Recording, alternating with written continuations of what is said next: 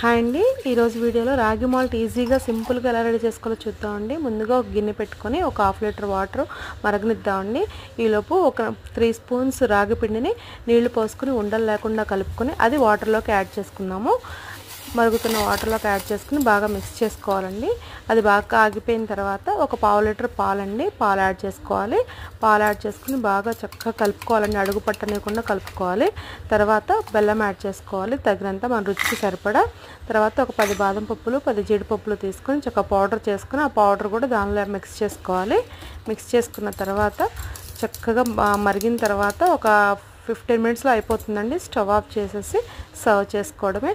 జీడిపప్పులు బాదం పప్పులు పైన తరుక్కొని చిన్నగా పైన వేసుకుని గార్నిష్కి తాగితే చాలా బాగుంటుందండి.